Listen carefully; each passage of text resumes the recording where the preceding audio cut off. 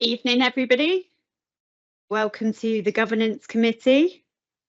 This is a special heatwave version of the Governance Committee, and I do apologise in advance that it's hotter than Satan's armpit, but thank you all for coming. So we'll start with the agenda. Item number 1, apologies. Thank you, Chair. I've received an apology from Councillor Mannion. Okay, item number 2, any appointment of substitute members? There are none. Okay, so item number 3 from page 4, are there any declarations of interest? Take your silence as a no. Okay, and then item number 4 is minutes, that's pages 5 to 20 in the agenda. Can I have a little wave if they're accepted? Jazz hands? Wonderful. They're on block, 2 lots of minutes. Lots of minutes, all the minutes. We're happy with them? One more wave? Wonderful. Okay. Right, that brings us nicely on to item number 5, which is the quarterly internal audit update. That's going to be on pages 21 to 34. And I believe it's going to be Simon speaking on this. It is indeed. Thank you very much, Chair. Good evening, members. This is our regular quarterly internal audit update report, summarising the work undertaken by the East Kent Audit Partnership on your behalf since the last meeting of this committee. It's actually not quite a quarter, so it's a fairly short report this time round. The report also contains details of performance of the East Kent Audit Partnership to the 31st of May against 26-27 plan. If I could draw your attention to the table on page 23 of the agenda pack, that summarises 3 new audits completed during this period. Very pleased to report substantial assurance for budgetary control, with only 1 low priority recommendation. So significant praise there for Helen and her team in finance. Partnership 1, housing benefit subsidy, again substantial assurance with only 2 medium priority recommendations. Car parking and enforcement, fairly significant area of income for the council, and also contributes towards community safety aims and objectives. A strong reasonable assurance in that area, some areas for improvement which we will follow up over the next quarter. Follow-up is an important part of internal audit work, and during this period we have completed just 1 follow-up, but it is a very important one, and that was value-added tax, and that is detailed on page 26 of the agenda pack. Members will recall that that was limited assurance previously. Very pleased to report that that is now up to reasonable assurance with all of the high priority recommendations and most of the medium priority recommendations implemented. So significant step forward in that area. Only other thing to draw your attention to at this time is progress against the plan. That's the 26-27 plan. We showed progress up to 31st of May, so it's very early in the year. As at 31st of May, we'd completed 11.49% of the planned number of days. That's it from me, Chair. Happy to take any questions that members may have. Thank you. We'll start with Councillor Beer. Thank you, Chair. Really pleased to see the 2 excellent judgments, and I'm equally happy to see that they're reasonable for the parking services. Parking services is something that's very dear to a great many residents' hearts, and they're very, very keen to see that it's delivered in a suitable manner, that it's administered fairly, and we obviously as councillors very keen to see it visibly delivered in a fair manner. So I'm pleased to see that it's reasonable. I'm hoping very much that as this goes on, improvements continue to the parking services, and that we as councillors can feel confident that it's carried out in the best possible way. So I greet all those reports with pleasure. On the VAT, I know that some years ago there was a big issue with VAT, and I'm really pleased to see that that's also got reasonable now, and that we've only got 2 medium level recommendations outstanding. So I think this is a good report overall. Thank you. I'd agree. Councillor Bates, then Councillor Loughman.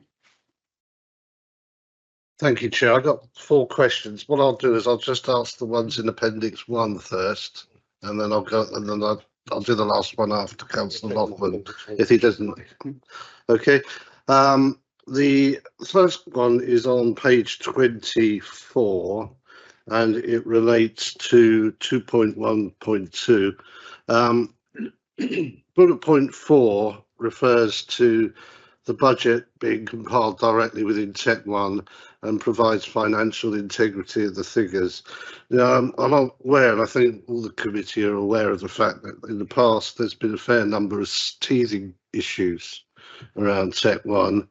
I'm just wondering how satisfied the auditors were that the system now is proving sufficiently stable to accept that the results are accurate as it is giving them. I'd love some clarity on the final paragraph of this particular section 2.1.2, because I haven't got a clue what it's actually telling me. It's too technical. Vehement rules set out within the financial procedure rules, etc. So if I could have some clarification on that, I'd be really grateful. And respect to parking and enforcement, just one question, and that's in relation to the performance information that is in place. And I'm just wondering, you refer to information in relation to wards, the payment of cash, etc. I'm just wondering whether parking services still maintain a database on staff performance in relation to their actual activities on the ground, such as the number of PCNs issued, areas, localities visited, etc. So if I could have some clarification on that point, that would be good. So that's all I've got to ask at the moment, Chair. Thank you.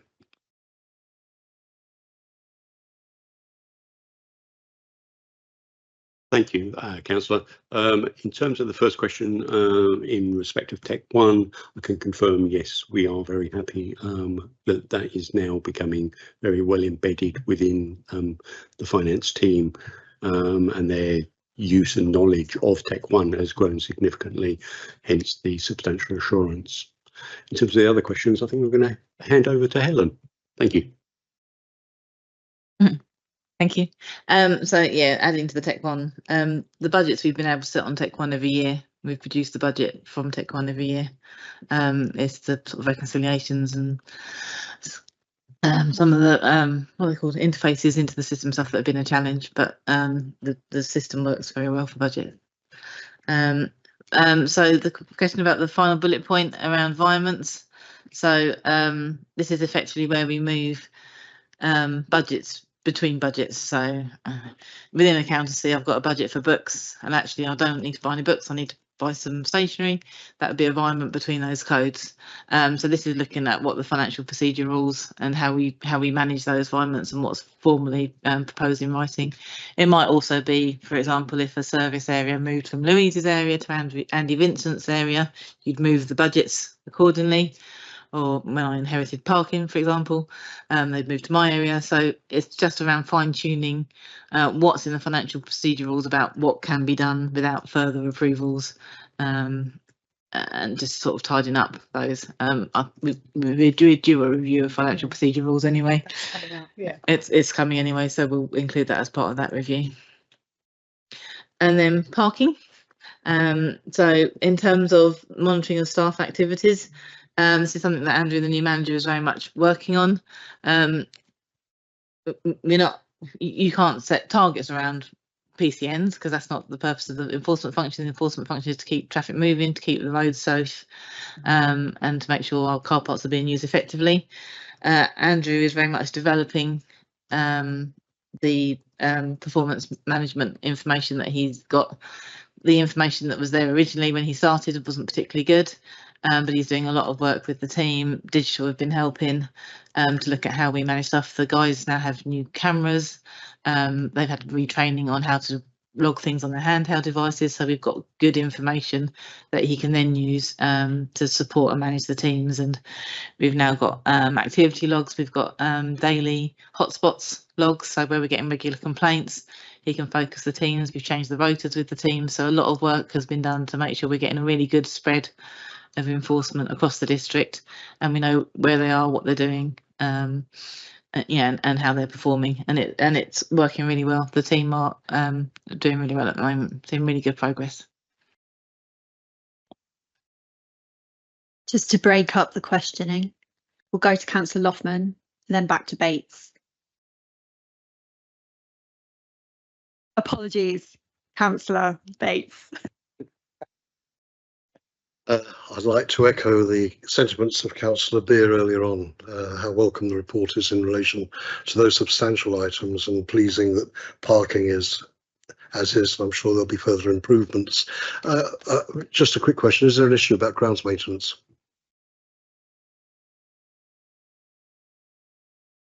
In terms of grounds maintenance, the recommendations aren't yet due for follow-up. We will be undertaking that probably August into September as they become due, and as soon as that follow-up is complete, it will come to the next agenda, sorry, the next meeting of this committee.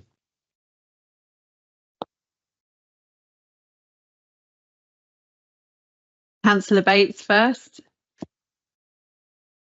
Thanks. Thank you, Chair. It's just one question on Annex 2, and it's in relation to the table on the progress against the agreed audit plan, which is on page 31 or 11 of the report. It refers to absent management, annual leave and flexi in terms of HR related matters.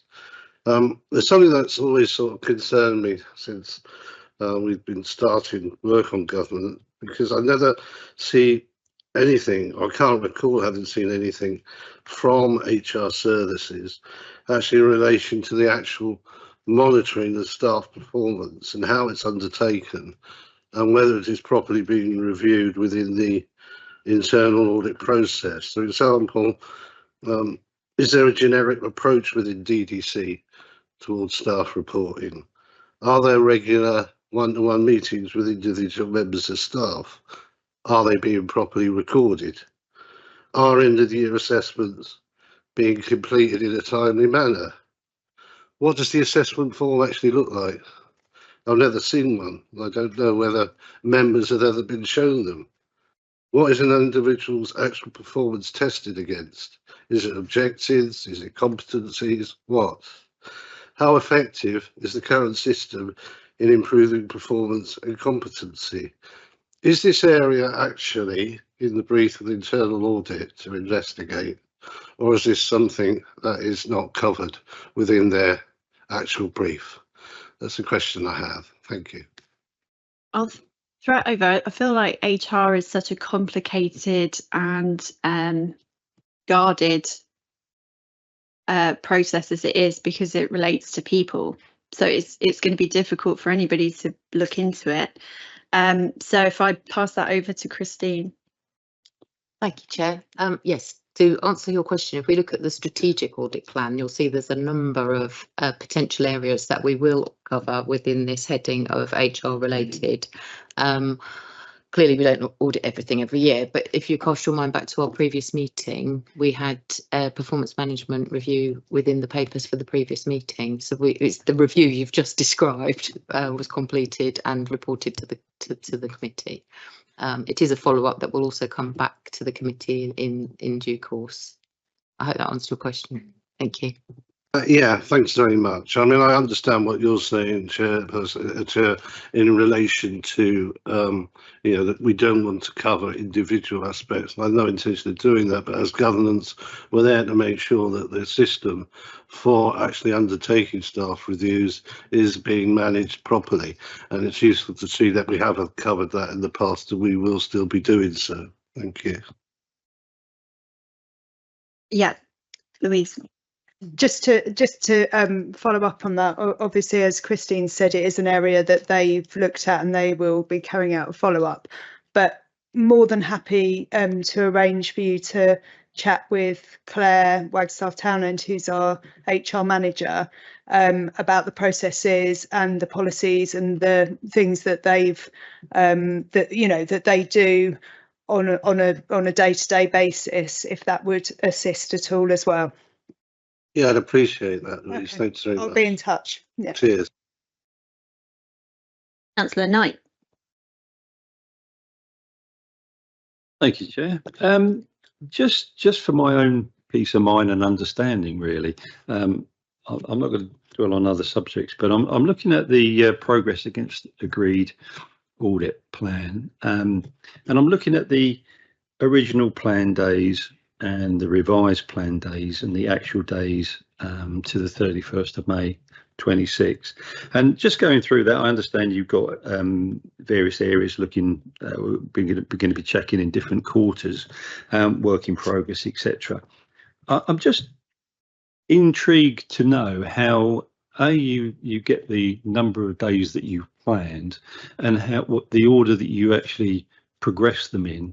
And if we look at the figures on page 32 at the bottom there, you've got 318 days planned, revised plan days 318, but actual days used 36, which is 11.49%. Now, me being a bit crazy with figures, I just looked at that as 1/6 of the year, which is 17%. So I would have thought we would have been closer to 17% of the total in that two months. Or is there, I guess the question is, how do we do that and how do you catch up on that time? There must be some sort of order, but reading just a small part, it doesn't make a lot of sense because there's lots of noughts and very small percentages of hours that are being put into these projects. Thank you. Thank you, Chair. Yes, it's an interesting question that comes up at one of the other partner sites. They prefer us to split the year into 4 and only measure the percentage we've completed in the quarter. Anyhow, the goal is to be at 100% next March. So you'll see this number grow as we go through the 4 quarters and through the 4 meetings. And without wanting to jump ahead on the agenda, but when we take the next item, you will see the results across the 4 partners as at the 31st of March. So you'll see that we will get ahead, as we did with Dover last year, and behind with some of the other partners throughout the year. So clearly, one of the things we would say is if East Kent Audit Partnership was ceasing on the 31st of March 2027, we'd want to hit 100% at all partners dead on. Luckily, we're continuing, and you'll see at the bottom of that table there the finalisation of the 24/56 audits. So we had a 5-day provision there, but you'll see we've overspent it already because it's taken us 6 days to finish car parks, for example, 2 days to finish a couple others, 6 days to finish. So there's that movement as well. So we haven't really got our teeth into the 26/7 plan until we complete those. So again, each partner will have fewer or more carried over pieces of work at the year end, depending on where we were. And as I said, if we plan to hit everything done at all 4 partners at the 31st of March, you'd think I was massaging the figures because it would take a lot of effort to do that, pulling people off where we're ahead and making them, as you can imagine, scheduling these pieces of work there's no good time to do an audit, and there can be an absolute terrible time. So we have to be really respectful of our clients' workloads and try and get in the door when we're going to do the least amount of inconvenience to them, but to get this work completed so we can give assurance to the 4 audit committees. So it is a bit of a juggling act, and we will be slightly ahead and slightly behind at each of the partners at any one time. But hopefully, in terms of how we get the figures, we have timesheets and all of the figures come out of our database. So there's an absolute link between how long somebody's spending on something and where the data comes from. but happy to show anybody that if they need to see the detail. I hope that answers the question of the mechanics behind it. It does. Can I just so I understand then? So when we look at, say, the service level on page 31 and the employee H&S 0.18, you're referring to a small amount of hours, not Thank you, days. Chair. Essentially, Mr. Webb will have sent out a draft brief and started the laying that trail of audits ahead of time for that amount of time, but it hasn't actually started in field work yet. That would explain when we get to Appendix 2, which we'll probably talk about later, when your figures are 111% and 81%, etc. So it's a variation. So there's no exact science to this. It's just a work in progress. It's exact data in terms of the timesheets from the staff working on these projects and where they've charged their time. But yeah, clearly, if it was a commercial relationship, perhaps you would be minded to work harder to hit 100% at all 4 partners. But being that we are colleagues and a shared service, we have that sort of flexibility. And to be quite honest, if it were the client's wish, probably all audits would fall into Q4, and we just can't do that. I mean, the summer is very difficult to get work off the ground, as you can imagine, because of absence for leave and other matters. So clearly we have to sometimes really push to get in the door to start these audits, but clearly we would want to try and achieve 100% all 4 partners as at the 31st of March. That is our intention, but there will be some movement up and down. And when we've charted, I have obviously charted this over the years, we make sure we aren't behind in delivering time that we've promised and paid for by partners. So yeah, that's all something that I keep an eye on too. Councillor Beer. Thank you, Chair. Just following on from that, staff capacity and timing and how things get done and when. Obviously, we're all very aware of Annex 2 on page 30, which is the revisits to areas which have needed improvement. And I'm hoping you can assure us that they're all getting good attention, possibly the ones which are the oldest in terms of when they got looked at initially, when they got reported at least. I'm guessing that you'll be giving those priority, or is there some different arrangement, different order in which they might have to be taken according to what's successful when? Thank you. Yes, the timing of the follow-up, and we tend to say 3 to 6 months, but they're really guided by the agreed implementation date of the recommendations. When we are agreeing these with our service managers, we're saying, they need to be challenging, especially if we consider the matter to be a high priority. We don't want to leave it 6 months before we address it, but at the same time, we need to be realistic. If it's a question of writing a new policy, taking that through various committees and cabinet to be adopted, that's not going to happen overnight. So they are scheduled in by the sort of due dates of those falling due. There's no point in coming back to committee and saying it hasn't been done yet because it's not due. We need to do the follow-up after that date to say, yes, it's been done and it's effective and it's implemented.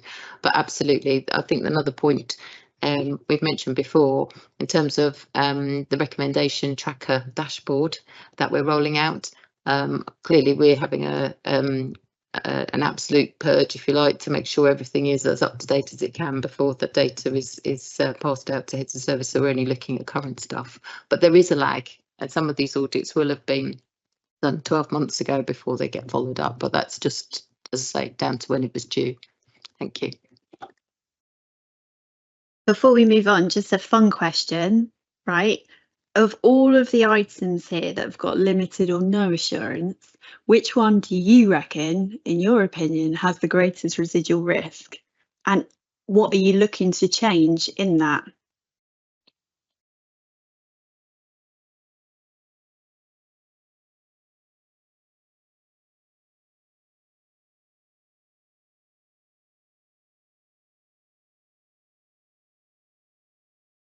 I thought it would be a fun question. Thank you, Chair. Yeah, it's a difficult question to answer because there's facets of quite a few of those. Performance management, certainly Councillor Bates referred to staff performance management, and that was part of that audit that concluded limited assurance. So that is a cross-cutting area that affects all aspects of the council's operations. So that is a key one to follow up. Additionally, grounds maintenance, that was no assurance, and there was a lot of employee health and safety issues there. So again, both we and the council are very keen to do that follow-up and to raise that assurance level as soon as possible. Fraud resilience, nationally, fraud is regarded as a very significant issue, particularly things like tenancy fraud. It's always stated that that is a growth industry, unfortunately. So an increase in the assurance in that area would be very welcome. Housing repairs and maintenance probably affects a limited number of your residents, but it is very, very important to those residents who are in council housing. So I don't think I've really answered your question there, if I. There are quite a few there that are key, and you will be seeing them coming forward. I hope to see quite a few of those actually on the September agenda. Okay, thank you. If we're done with questions on this one is for noting, so can I get some jazz hands? Unless it's up. There we go. And then can we? Brilliant. Fantastic. That is noted. Right. Item number 6, internal audit annual report. And this is going over there. Thank you. Thank you, Chair. So this report is compiled to comply with professional standards. It's a very key report for this committee, and the objectives of the report are listed in paragraph 1.1 of the covering report. So that's why we're guided by the standards to do this piece of work. The report itself then comes in 2 parts, and paragraph 3 talks about the performance of the East Kent Audit Partnership, page 38. So all of those paragraphs are confirming our compliance with professional standards. And the balance scorecard, the metrics that we're measured by, is pages 52 to 53. So we were just talking about that in terms of how that looks across the partnership. The only thing other that I'd like to highlight there is the savings that have been delivered in the year. There is a small saving to the partners been delivered net of engaging external consultants to do some of the work for us as well. So happy to move forward to the next part of the report, and that starts with paragraph 4. So essentially, this is a summary of the last 4 meetings, so nothing new in this report at all. You've seen all of these results presented to you over the 4 previous meetings. But really, it is the so what in terms of we've done all of this work and we've created all of these different reports, and what's the outcome of that? So if I could go to paragraph 4.1 initially, we have within the reports that we've issued, there have been 155 recommendations made. I'd like to note there's one report that's had a large number of recommendations, so it does sort of slightly skew the critical and high in this table. I think we all acknowledge that one. But that said, there is nothing that I need to escalate to you from the results of that work, and there'll be more on this in a little while as we go through the report. The second view of the summary is the assurances that we've given in paragraph 4.2, and the table that follows on page 41 is a really positive table in the sense that 50% of the reviews have been in the substantial and reasonable areas of assurance, and this is really progressive from last year. It's a really good, strong report. Also, just to note there, the reviews carried out on your behalf for Partnership 1 Limited, they were all substantial assurance, and there was one at work in progress at the year end, and that's now been completed, and that also came out as substantial assurance, so that's a good positive result there too. So then looking, as Simon also says, you know, the most important thing about what we do is the progress report. So we do an initial audit, well, what's changed? So we go back and paragraph 4.3 records the results of the progress reports. So 12 undertaken. There was, the outcome of that was there were 4 that had a partially limited assurance after follow-up. And those are the ones that we're talking about tracking on beyond. So we've escalated some of those recommendations to you in the year, and we have the recommendation tracker to make sure that we will follow those through to completion. And those are the areas of concern that you will see filter through to the annual governance statement in another agenda item on tonight's papers. So again, Partnership 1 had two follow-ups, during the year, and they were substantial with no actions outstanding and substantial with one medium recommendation outstanding. In paragraph 4.4, if I could go to the colourful table on page 43, what we're really showing in a slightly different form this year is the complete picture here. So we've got the 155 risks that we've raised through the recommendations. We've then got the number of recommendations that are yet to be followed up. So that's in the next table. Those 79, they're not due yet, which we've just discussed. They will be scheduled in and conducted at an appropriate time. The next row, the number implemented, which is a strong 40%. And then the number accepted or not accepted or tolerated. So there are some times, as we see presented to the committee, where we consider something to be a risk and the manager will say that we don't want to put additional controls in there, we're happy with that, we're tolerating that, we don't need to do anything about it, and that's the kind of flavour there. Outstanding with intent to action, they're the ones where we have completed the follow-up and they haven't done it yet, but they still are going to do it, and we've revised the due date. So that's that row. And then most of those would be involved in those 23 that were escalated to the committee during the year, which we'll see in the next table. So those 23 actions that have been escalated are now monitored through CMT and heads of service and through to their completion. And the following table there shows you those recommendations that are yet due to be followed up and their profile across the split, so we can see where they're all sitting. There haven't been any special investigations or fraud work, and in terms of completion of the plan, I think as we've just explained why we were over on our days at Dover and behind with some of the other partners, which leads us to paragraph 5 with the conclusion. Formally, you will remember that I've always been asked as through the standards to provide an opinion on the internal system of internal control, and the standards this year changed that to conclusion, so that thus the change of terminology. The conclusion, as is usual, is split into the 3 aspects of governance in terms of corporate governance, the internal control system and risk management, and each of those paragraphs provide an assessment of my conclusion, which leads to the overall conclusion of a reasonable assurance. And this is a really positive position for the year end. I think it's important to say that there is good progress. That colourful table is showing that conversion rate of internal audits recommendations being taken forward by management, and the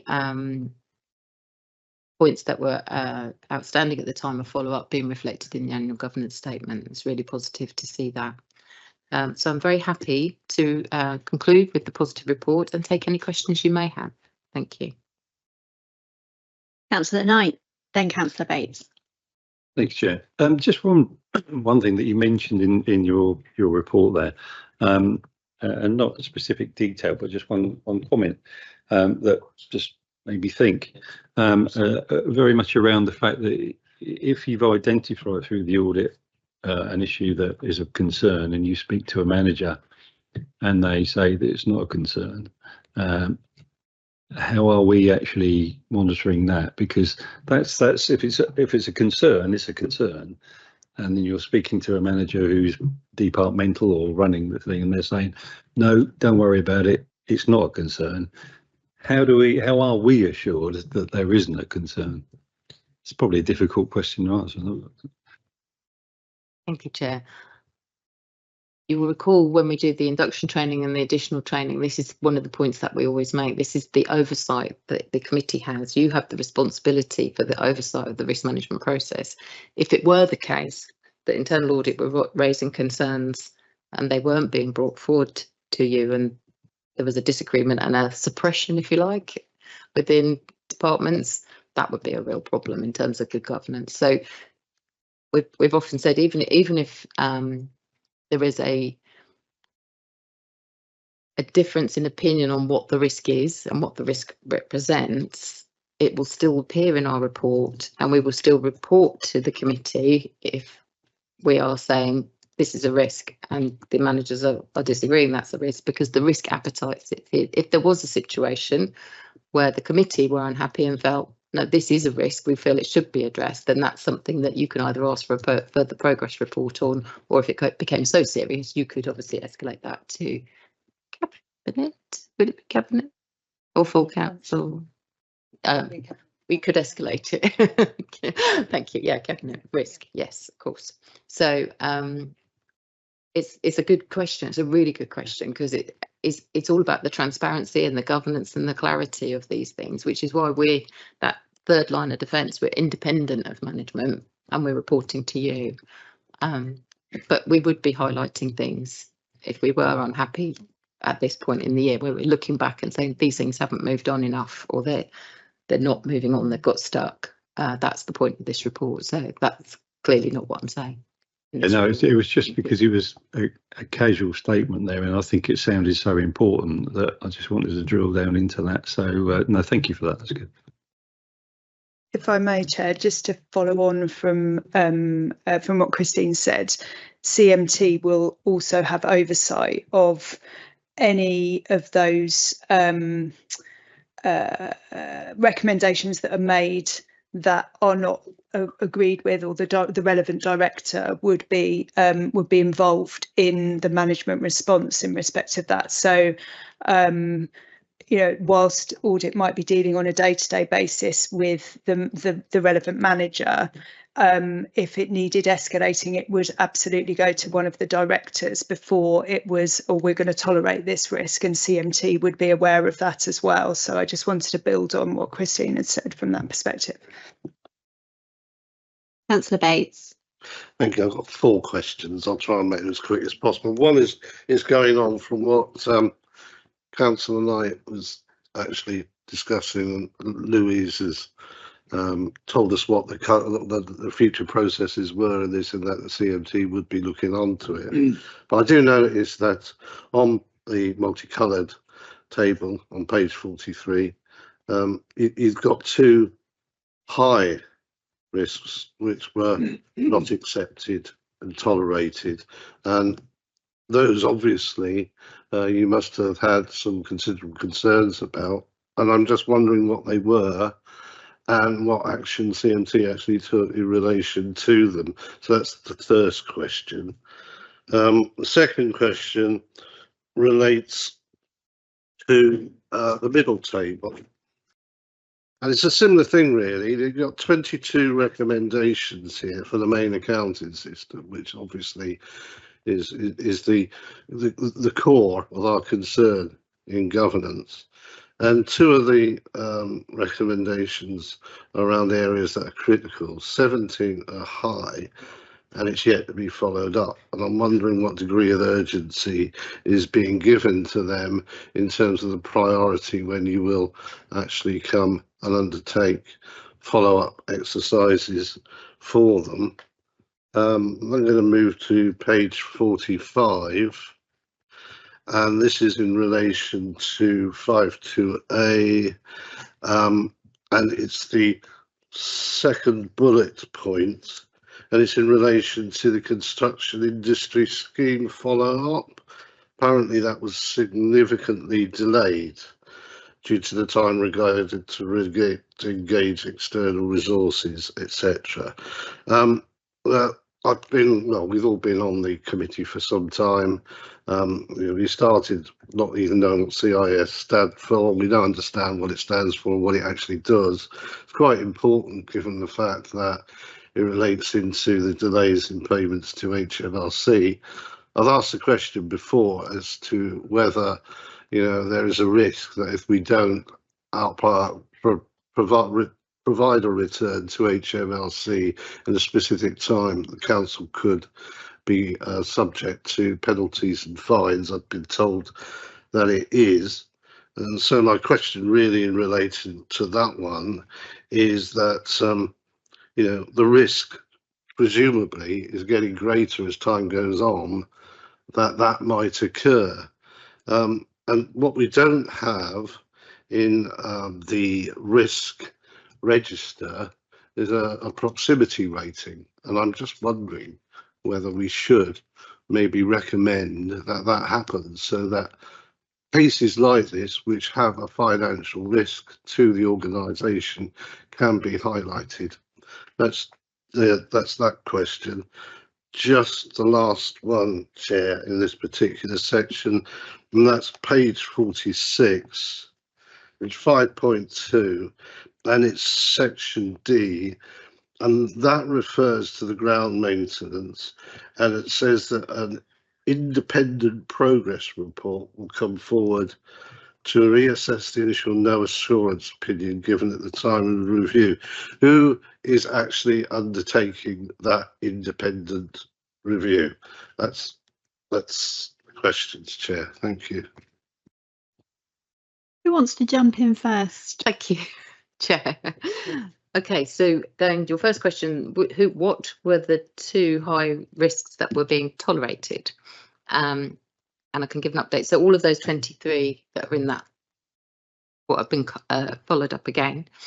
So the first one was to do with unpresented checks, and the process for unpresented checks needed to be reviewed and documented, and then testing revealed we'd only issued 1 check.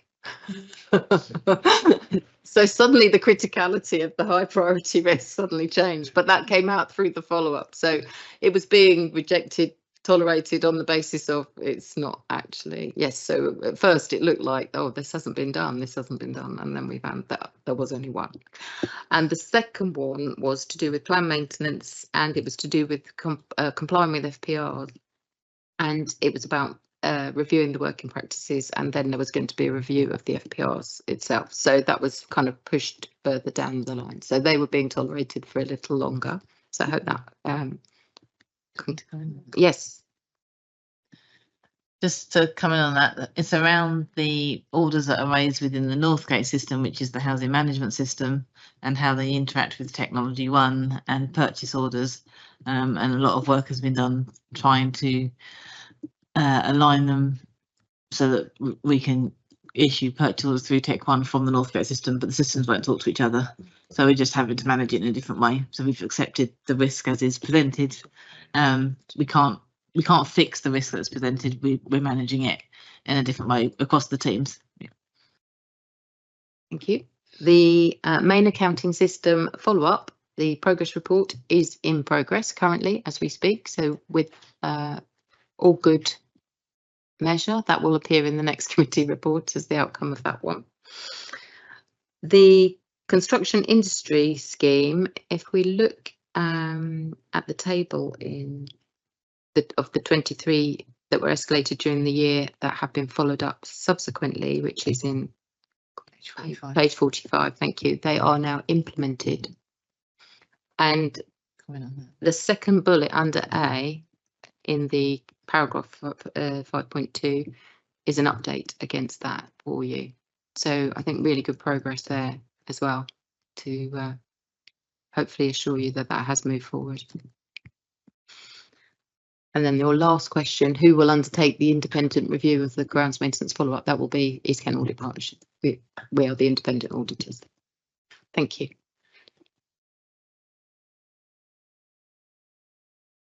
Councillor Bates wants to come back, then we'll go Councillor Williams, and Councillor Loughman looks pensive. I don't know if that's going to result in a question. Possibly. But we'll give it a go. Councillor Bates. Yeah, thanks. On the CIS issue then, how close are we now to actually paying HMRC money? So the declaration has been submitted to HMRC. They've come back with some questions through our advisors, PS Tax, and we're just waiting for them to come back to us. So that's in terms of the historic stuff. The current work, the team's all been retrained. We've given training across the council to people who are involved in this. A lot more checks and measures are in place now for the current year and for 25-26.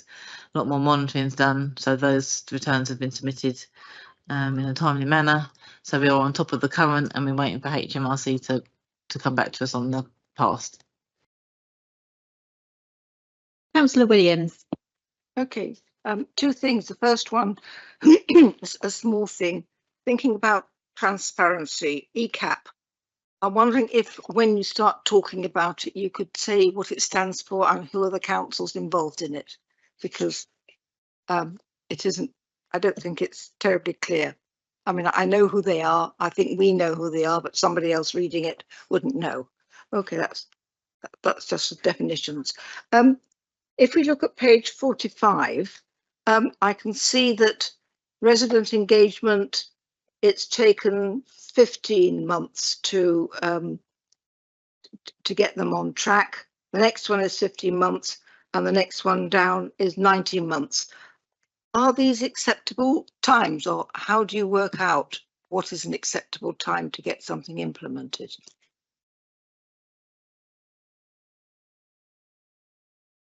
Thank you, Chair. Yes, paragraph 1.2 talks about the East Kent Audit Partnership and the work for this council. It doesn't talk about who the partners are. It does in other documents that we present to the committee. So yeah, so for completeness, it's Canterbury City Council, Thanet District Council and Folkestone Hythe District Council.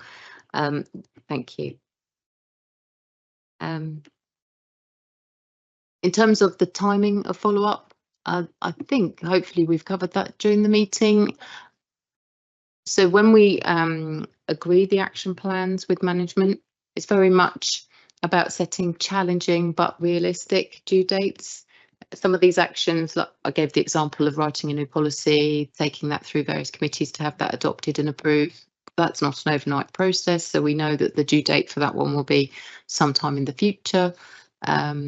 Some of the recommendations might involve another body like the HMRC, in this another case with the VAT one.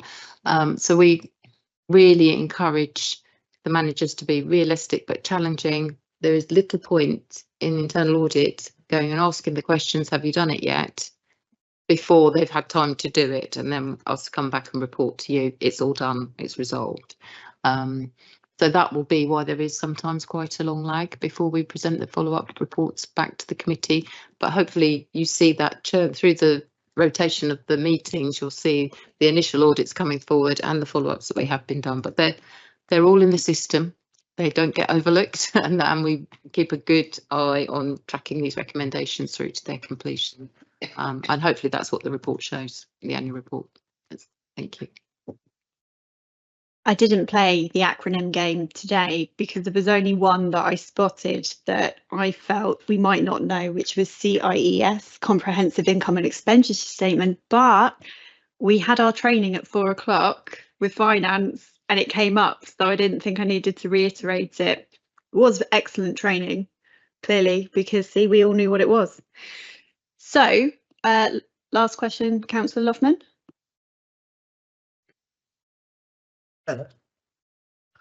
It's a matter of language, and following up, Councillor Bates always brings up some interesting things, and sometimes before I do. But this on this occasion, it's a particularly interesting thing about proximity, and I just think that having something like that might have difficulties. But I see that it may. It's a matter of language, Christy. If we see something is critical and major and it lasts 15 months, I was going to bring up, I think it was garage management, for which there's a clear note at the back. But if we see something as critical and major, our antennae go out significantly. And I'm just wondering if, rather than proximity, there's a slight change in the language now, because if something is of importance that needs to be done, but the fact that it hasn't got an immediate deadline, it doesn't matter if a report comes 15 months later, that doesn't strike me as, in my understanding of the word, as being critical. Is there any room for manoeuvre in terms of that language, or is there something else in relation to, I mean, for example, Rebecca's done some really interesting work in complaints and the colours, and we have colours here as well in red and green and everything. Is there something like that that can differentiate these things? Because I think that would help our consideration of what is significant and critical, etc. Thank you, Chair. Can I please direct the committee to page 48?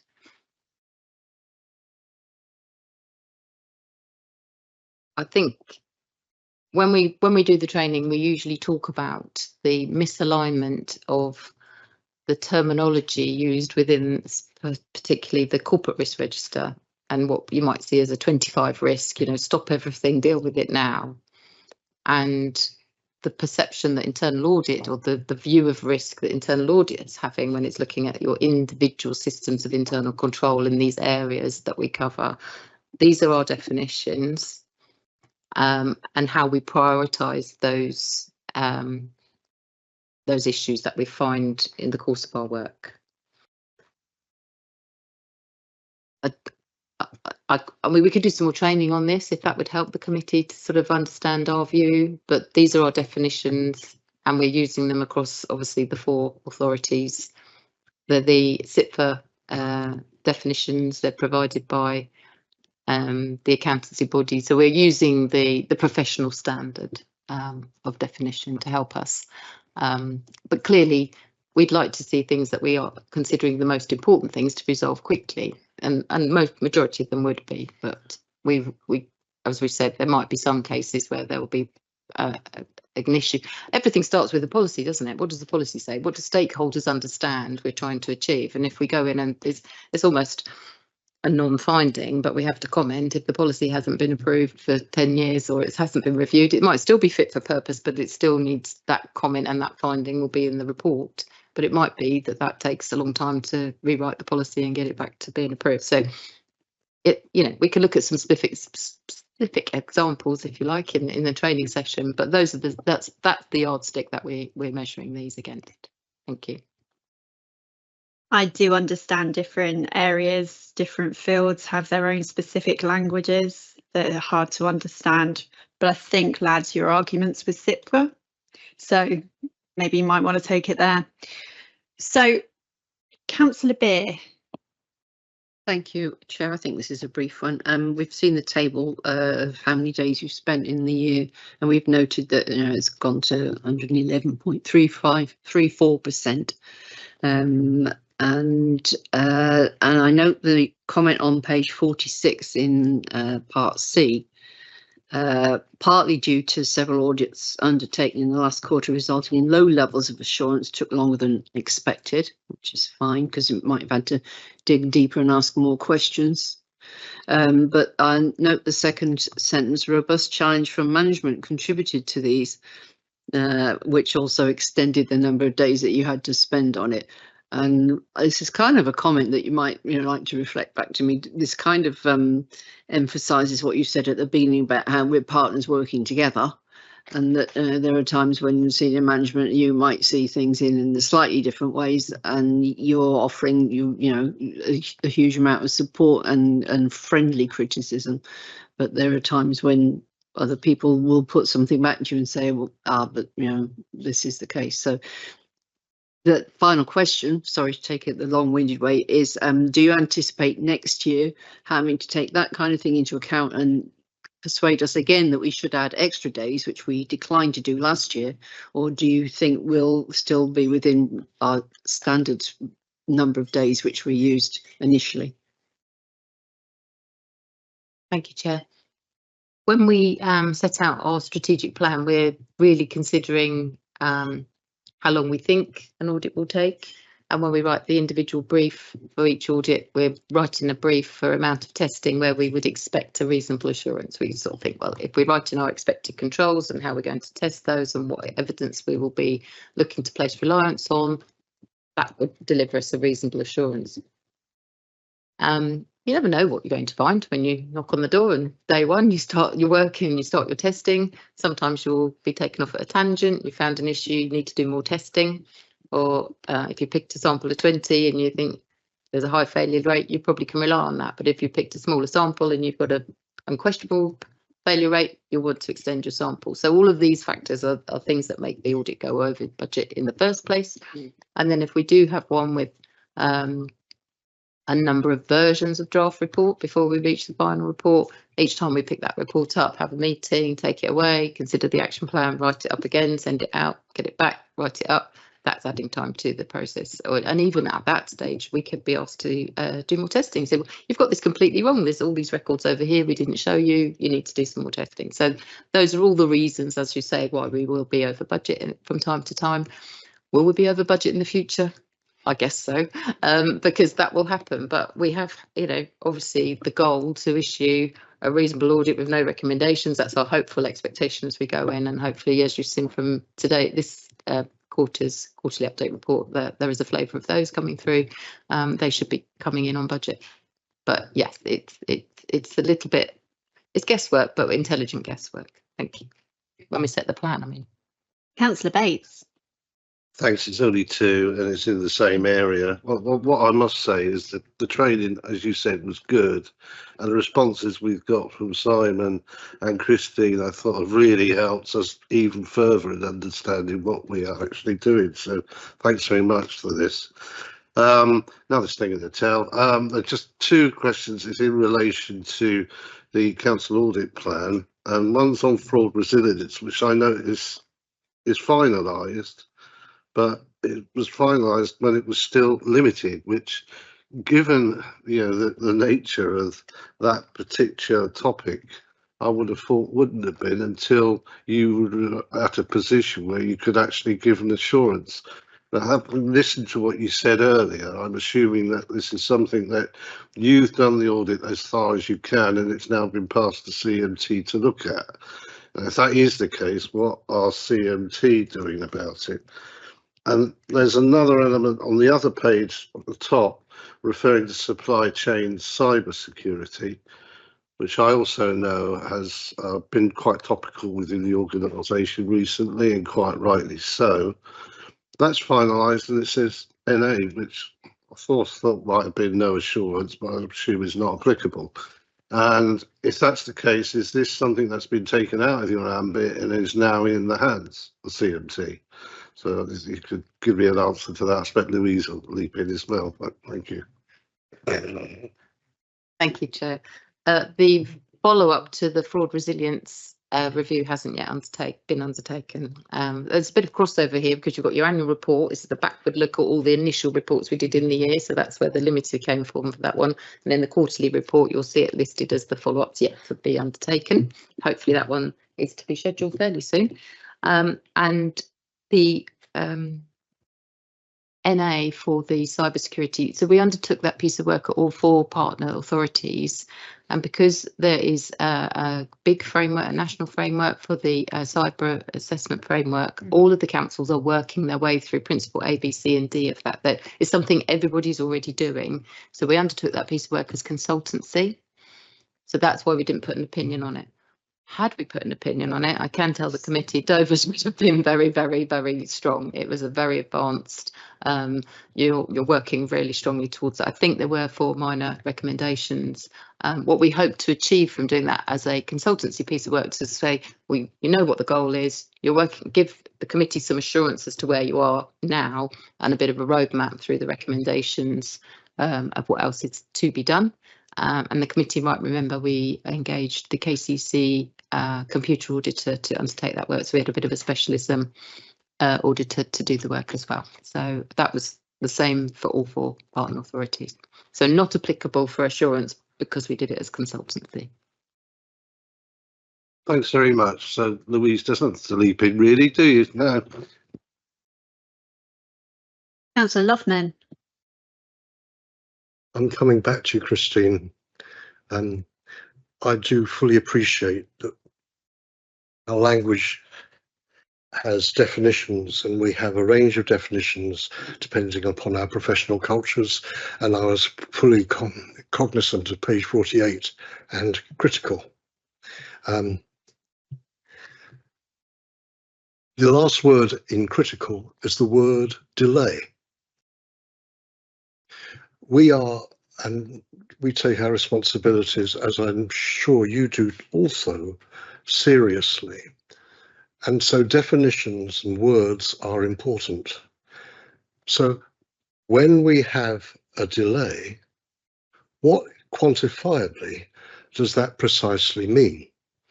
Because surely if a decision that is considered critical goes over a certain amount of time, when is that time that we have to take, if you like, the accountabilities? In those particular instances, we have 18 months or so.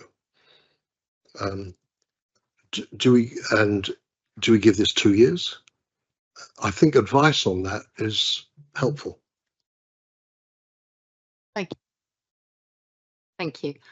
The good news is we haven't got any critical risks that are outstanding.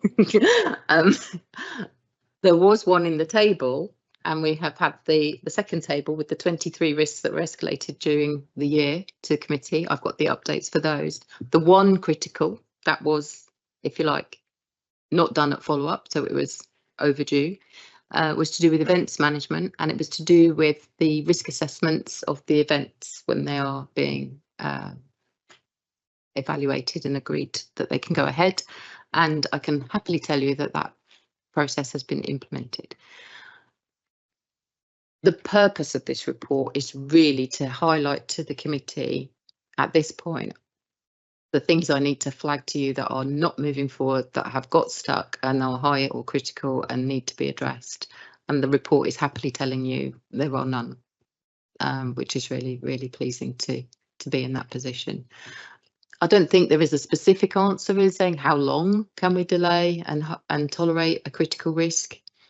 The definition says it should be done without delay. Absolutely, and that's exactly what we would like to see. If I was sitting here with flagging 10 of those to you, then I think you'd be having that conversation I was suggesting earlier would be within the gift of the committee to do so, but happily, good news.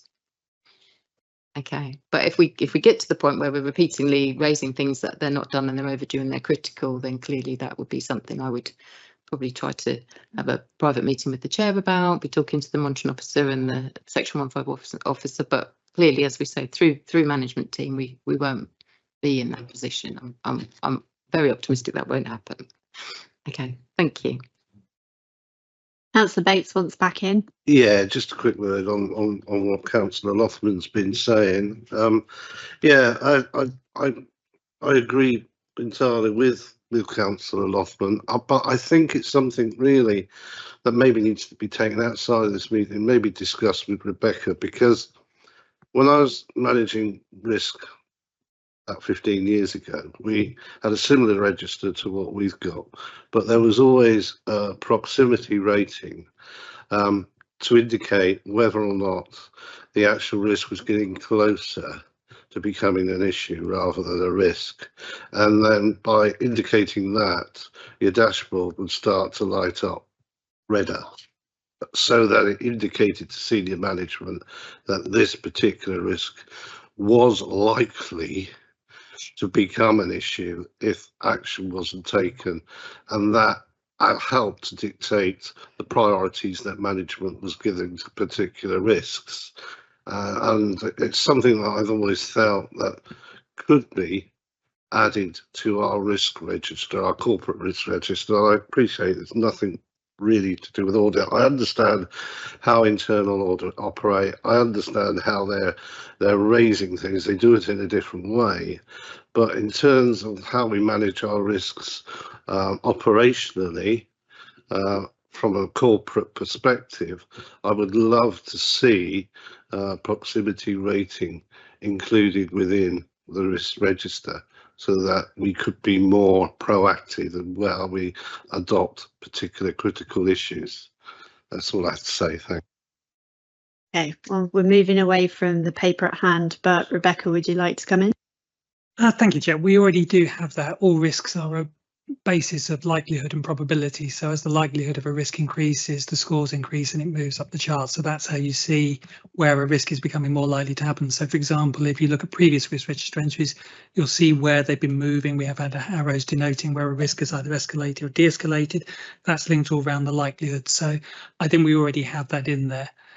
So I don't think there's need for any additional repeat of that, because if we haven't picked that up in the scoring matrix, then there's something fundamentally wrong. If it's going to be increasingly likely to happen, it should be ratcheting up the scores. That's what we would expect from the corporate risk. Thank you. Take this out. Okay, so getting back to the paper, this one is also to note, proposed by Jeff, and everyone else is giving me a good old wave. Okay, brilliant. All right, so we're going to move on to item number 7, which is the annual governance statement. Rebecca, take it away. Thank you, Chair. First of all, I can't understate how much of a pleasure it is to be with you tonight in this lovely, cool and well-ventilated chamber. I can't think of a better place I'd be right now. So the Council is required to conduct an annual review of its effectiveness of its system of internal control, and also report on the extent to which it complies with the adopted corporate governance local code. This must be conducted in accordance with the Delivering Good Governance in Local Government Framework, as amended by the Delivering Good Governance in Local Government Framework 2025. This is reported to you in the form of the annual governance statement.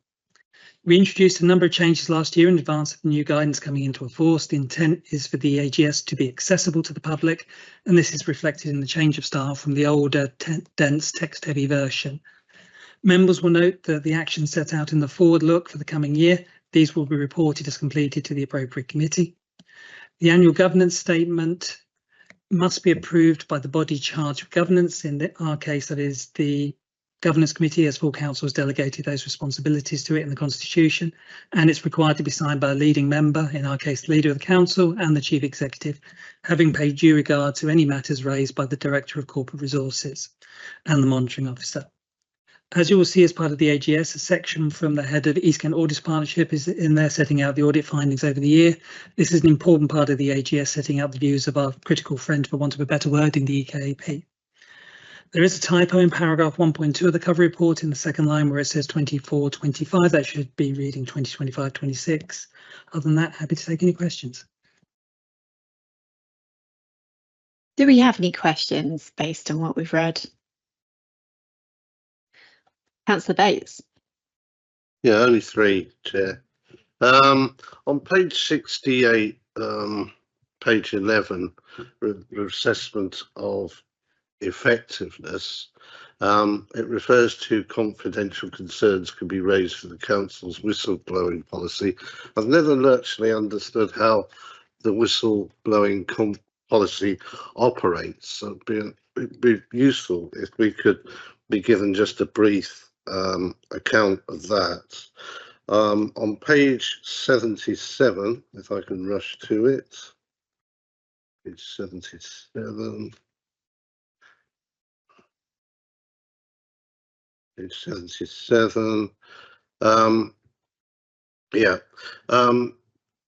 DDC project managers are this relates to its project management framework, and I'm just wondering whether DDC project managers are required to work in line with any specific project methodology. For example, in my previous employment, I was trained to work in the line with methods advocated by Prince, which was project in a controlled environment. And I'm wondering if the DDC has a policy where they have a generic methodology by which all projects are undertaken, or whether they leave it to the individual project managers to manage those. And if so, is that not helping in terms of auditing how well the organisation actually manages its projects? The last one is on page 79, and it refers to digital information and technology and engaging proactively with suppliers of artificial intelligence to ensure the adoption of any AI projects is undertaken appropriately, safely, and in line with policy. It's a new area for us all, AI. I know it's been around for a couple of years, but it's only something that's only recently started to impact us as members and everyone else. And I'm just wondering whether there are any proposals within the organisation to provide more awareness training in relation to the pitfalls and problems around II that the organisation itself is particularly concerned, because at the moment I haven't seen much in line of that to assist the staff and to assist members when they're operating. So those are 3 questions I've got. Thank you. Rebecca? Thank you. Louise will pick up the project management one, but in terms of the whistleblowing, probably easier to have a discussion outside the meeting to go through all that with you, I think, probably. In terms of the AI, there is a procedure for that. In fact, I am one of a number of officers that have integrated Copilot as part of my Microsoft suite. So as part of that, I had to read through all the procedures. That did highlight a number of pitfalls. It did highlight a number of things that needed to be considered. Obviously, AI is a tool, just like anything else. It's not something that uses anything other than a tool, and with all tools, you validate their use and ensure that you're using them correctly and properly. So I feel very confident from having read through the policy last week that it is very up to sort of what we need. Obviously, have a chat with Abby if you want to learn more about it. I'll pass over to Louise.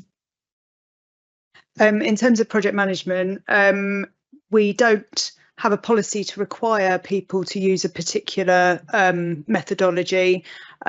We have a number of project managers across the organisation who have Prince 2 qualification. We also don't necessarily require all of our project managers to have a qualification as such, but we would require them to have equivalent experience or relevant experience. And in fact, actually, the project management audit has just completed, is in draft format at the moment, so I'm expecting that audit will be bringing that to the next meeting, so you'll be able to get a lot more detail in respect of the project management and the progress, actually the really good progress that we've made over the last year in terms of how we manage projects. Okay. Okay. There doesn't seem to be a lot of questions on this. It is all quite comprehensive, the paper. So, as mentioned by Rebecca beforehand, this one does require a vote. There are options set out in 7.1. Can I get a lead from someone with what we would like to do, if we'd want to recommend or pick a different option?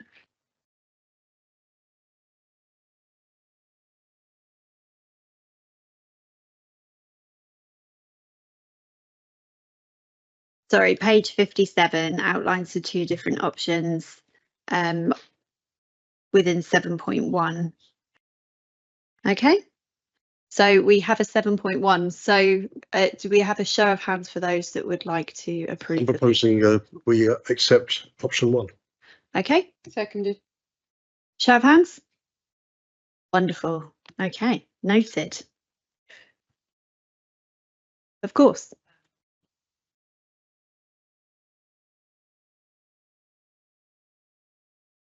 The governance document is an important one, and I don't know whether my colleagues agree here, but the hard work we do on this committee is not always echoed by a huge seeking of the truth by other councillors. So I think it'd be really great if the other councillors received this document and maybe a couple of test questions at the end of it to see if they've read it, because although we are doing the work of governance, this does apply to every single councillor. They've all got the similar responsibility to know how the council works and what the systems are to some extent. So I'd like to recommend that each councillor gets this sent to them electronically, ideally paper if they request it. Complete with a pop test. Completely agree. Should happen. So yeah, I think that's probably a good idea. Okay, so we can move on to the next item on the agenda, which is item number 8, regaining assurance strategy, and this is in pages 80 to 91 of your agenda pack, and this is Grant Thornton. Who would like to speak? There we go. Off you go. Thank you, Chair. Good evening, members. So I have the regaining assurance strategy to share with you. It sets out our plan to rebuild assurance at the council following the 5 years of disclaimed opinions. We have agreed the plan with management and it's due to be shared with MHCLG in the coming weeks. As an overview, page 4 of the strategy, and that's 83 of the pack, sets out key messages, and a couple of pages, the page over, page 5, explains how the information is collated for all authorities and how it will be used by MHCLG. I'm going to take you through some specific pages for relevant detail, starting with page 6. So per the assessment framework, MHCLG's assessment framework, the council sits in category D, and essentially this is by virtue of having such a large number of disclaimed opinions. We've commented also on this page around the principal factors that support the assessment, and that's things around technical challenges and finance team capacity. Over the page, we set out where we think things will land over the next 3 years. So we are working towards a qualified opinion by 27-28. If we can complete a full audit of in-year transactions this year and next, closing balances work next year. The timetable will be delayed each year by 1 year if these things aren't achieved. So if you look at the types of opinion at the bottom of that page that can be given, the qualified opinion that we are aiming for 27-28 is an except for opinion, where we can give a true and fair opinion except for maybe one or more identified areas where we haven't been able to gain sufficient assurance or evidence, or maybe areas where we might disagree with accounting treatment. The following 2 pages set out in more detail what we plan to achieve each year in terms of the audit areas and how we expect to regain assurance year on year. One challenge we had from management is we could get to a qualified opinion earlier than 27-28. That is a possibility. If the current audit goes smoothly, we're able to make better than expected progress next year. But we are in agreement with management that in terms of a strategy at this stage, we're happy to put forward a realistic strategy and trajectory rather than an ambitious one and a stretching one, because we will both audit and management be held to account by MHCLG if the milestones set out in the strategy aren't achieved. And what we would look to do is refresh the strategy after this year's audit so that we could demonstrate if that refresh paints a quicker path to recovery. Also, management challenged whether we could be clearer about the difference between assurance on usable versus unusable reserves. At the moment, we have to stick with the MHCLG template reporting, which just says reserves. But the reporting will mature as we go through the process. And we will be able to tailor this in for future refreshes and future communications. The first step in this strategy in the process will be getting through and completing the planned scope of work for the 25-26 audit, addressing the significant weaknesses also raised in last year's auditor's annual report. So that was around producing code compliant accounts, being able to audit debtors and creditors and IFRS 16 implementation, and beyond that, completing the valuation of all of the plant, property and equipment by the end of March next year.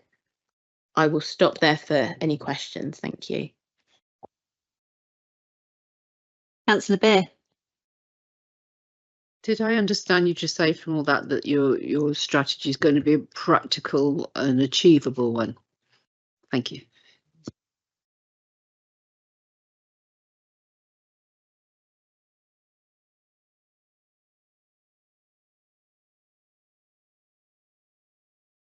Yes, thank you. Councillor Bates. Thanks. Yeah, I got a few questions.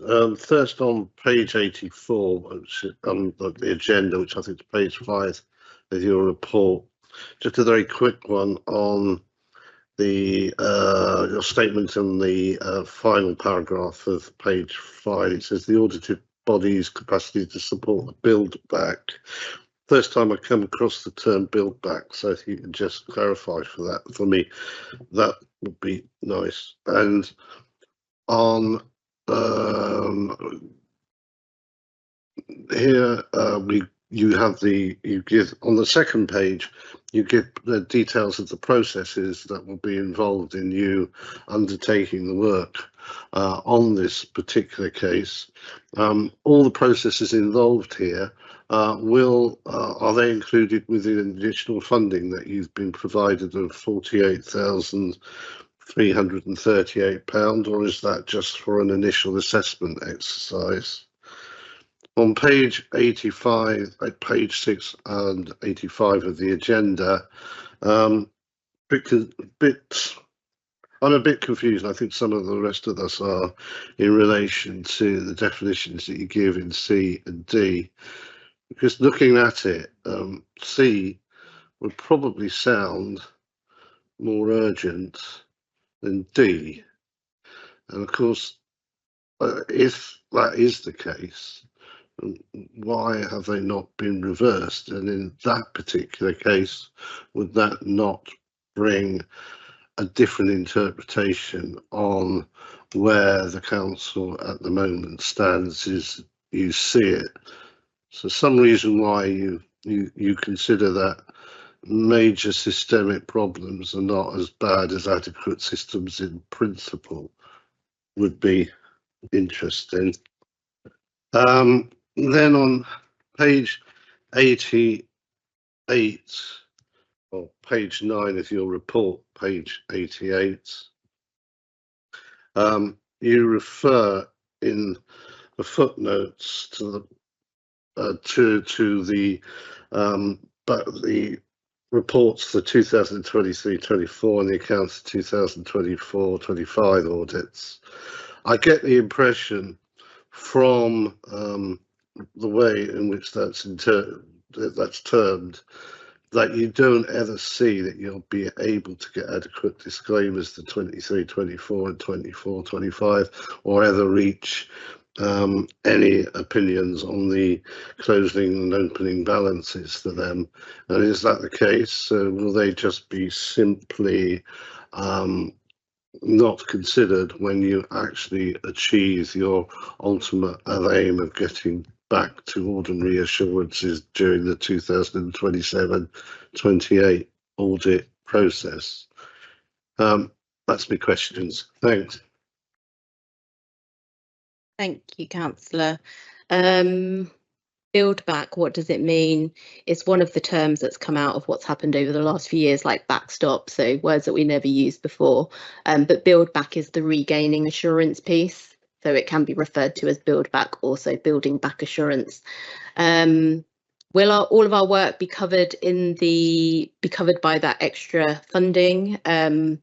Some of it will. I think as we go through, some of it will just be part and parcel of the normal audit.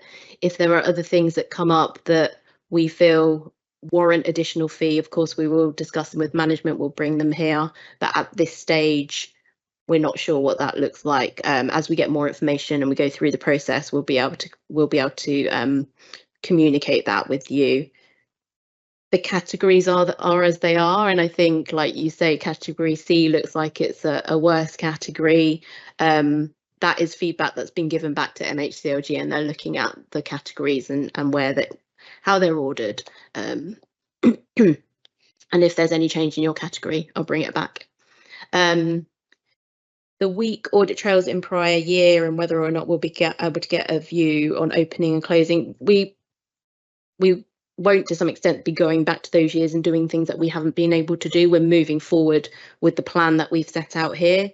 So we need to get on a rolling programme of having full in-year assurance of the income and expenditure, being able to look at debtors and creditors, and then make progress as we've set out, quite high level, but we will, in each year's audit plan, we will be telling you exactly what we plan to look at in terms of opening and closing balances and making progress on that also. So for 26-27, when all of the asset base has been revalued at the end of that financial year, we'll be looking to get the assurance over plant, property and equipment. So this is the sort of piece by piece regaining and rebuilding assurance.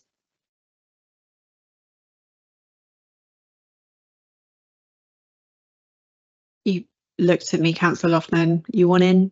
Yeah. Thank you, Chair. Thank you for your report. And it's just exceedingly gratifying after the last 18 months to see that we are genuinely on a positive trajectory. And I think that reflects on a great amount of work that's being done by our officers. And so thank you for your report, and thank you to the officers who managed to bring this into a positive journey. Okay, it doesn't look like we have more questions. No?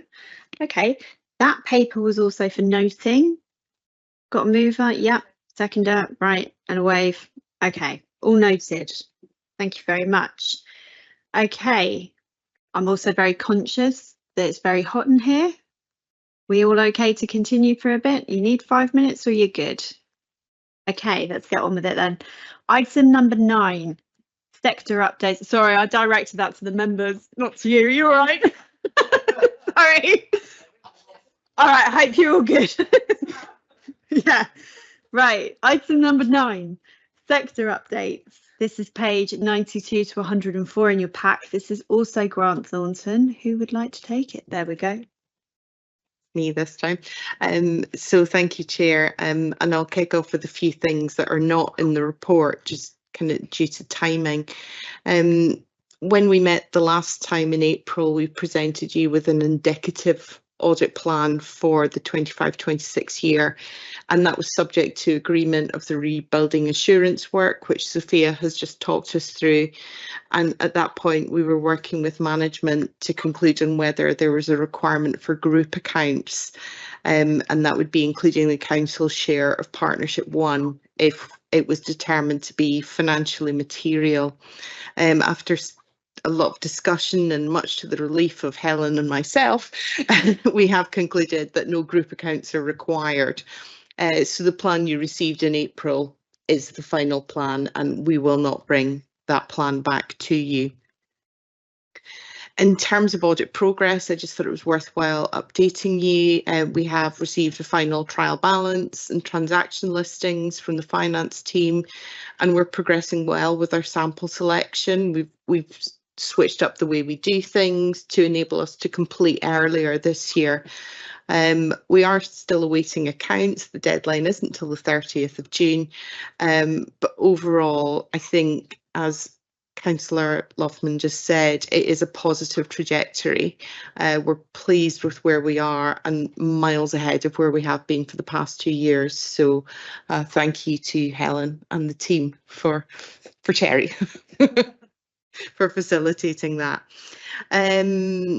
In terms of the actual report, we have information on the backstop and regaining assurance. Sophia's just talked through that, so I won't say any more.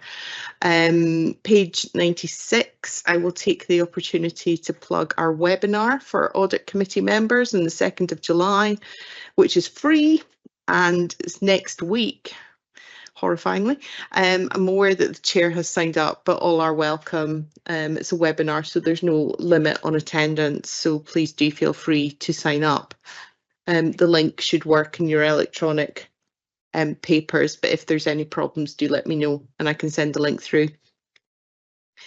In terms of local government reorganisation, there's no update really. We await confirmation from government as to what option they're going to take for Kent and Medway, if indeed that decision will be made in July, given all the kerfuffle that's currently going on.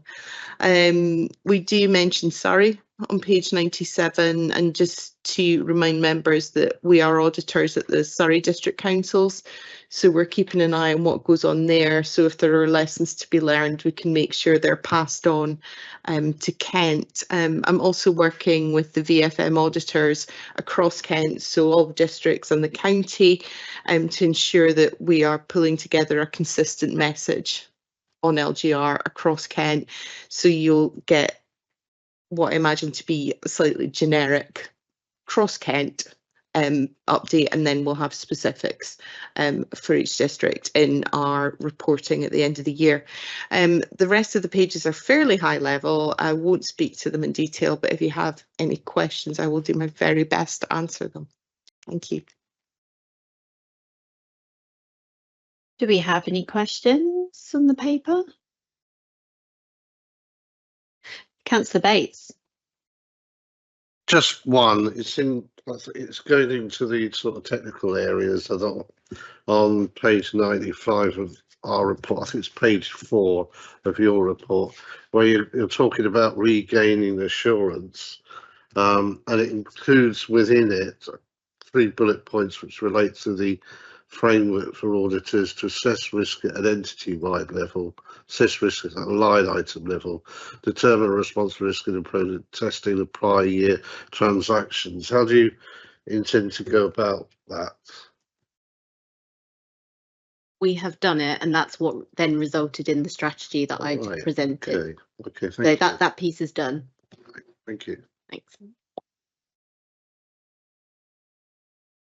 Okay, just to throw out fun questions because there aren't many here. Out of all the national issues that are listed within the paperwork, which ones of those actually do you reckon pose a greatest threat to Dover and our structure as we have it?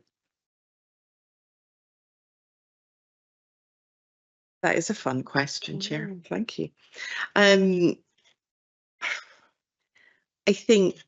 genuinely think LGR is the biggest thing you will face, and I think it's difficult at this point not knowing. You know, I know there's been a lot of questions at Kent County as to why reserves haven't been established to pay for LGR. Some districts have, some districts haven't. There's a lot that needs to be taken into consideration in a fairly short timescale. So that would be my view. Yeah, it's difficult not knowing what's going on. Well, obviously note the training on 96 because I expect you all to be there and there will be a pop quiz at the end. Okay, so this one was for noting. So do we have a hand for that? Yeah, jazz hands. Right, okay, that's noted. Okay, so finally on this hot evening, item number 10, Constitution Review, Planning Delegations, pages 105 to 183. It was a big read. And we've got the lovely Rebecca speaking on this. Take it away. Thank you, Chair. Always great to be the last report on the agenda, particularly on a night this one. So the Monitoring Officer committed to making in-year updates to the Constitution where needed, rather than waiting for the annual review to bring everything together. This report is therefore to be considered as an in-year update, and there will still be the usual review of the Constitution in the autumn. In essence, there are only 3 new items in the changes. The rest are existing functions that have been reassigned to a different officer in addition to the head of service. Each delegation sets out which post can exercise those delegations. In summary, the additions are the addition of a new paragraph 1 to subsection Part A General to clarify the current position in respect of officer delegated authority.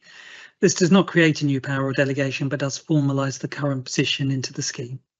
A provision similar can be found in other local authority constitutions.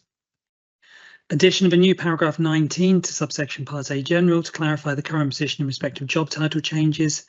Delegations to officers are to a post, not to a person, and rename successor posts which take on relevant functions can exercise those delegations. This again is not creating a new power, but is clarifying the existing position. Also to assign delegations for the production and publishing of monitoring reports for the biodiversity duty to the Director of Housing and Place, subject to limitations set out in column 3 in respect to the Cabinet. We've also reworded the delegation 257 in respect of local wildlife sites to make it clearer what functions are being exercised. And then, as mentioned earlier, it's reassigning a number of delegations currently with the Head of Planning and Development and the Planning and Development Manager to the Head of Planning and Development and the Planning Policy and Project Manager to reflect the structure of the Planning and Development team. These changes do not create new delegations, but rather reassign the officer to be taking decisions in addition to the Head of Planning and Development. This report will go on to council for final approval, and as always, where it's executive functions, the leader of the council will republish the scheme of executive delegations. Other than that, happy to take questions. I know that we have already been through this, but we've got some more questions. So if we go Councillor Bates, Councillor Beer, Councillor Loughman in that order. Yeah, thanks. I've only got one. It's we just discussed this here a couple of days ago, and it's in relation to para 19. I think we agreed that para 19 doesn't relate to officers and posts that are statutory posts, like 151 monitoring officer, etc., whose posting name, etc., are governed by legislation. So wouldn't just a quick simple sentence to make that apparent make that paragraph a little bit more understandable and clear? Thank you, that's all. Yeah, I mean, we can certainly have a look at that. The statutory officers are designated by council and are identified within the council's constitution separately. They do, some of the statutory officers, for example, Helen holds a number of delegations within the constitution, but when we only refer to the section 151 officers, so if that designation is changed by council, there's obviously governance around that. There's a report where that designation has been changed, and therefore sits with Helen. So this paragraph itself, and I'm sure Rebecca will come in if necessary, relates to where other officers have their designation posts have changed. Thanks very much, Louise. But to the layman, I've treated myself as a layman in this particular case, that isn't quite apparent. I'm just wondering if it could be made a little bit more clearer. I think we can add something to the report that goes to council, just to clarify. Councillor Beer. Thank you, Chair. I put my hand up because I want to move that that it is recommended to council that the proposed changes be approved and incorporated into the council's constitution, issue number 28A.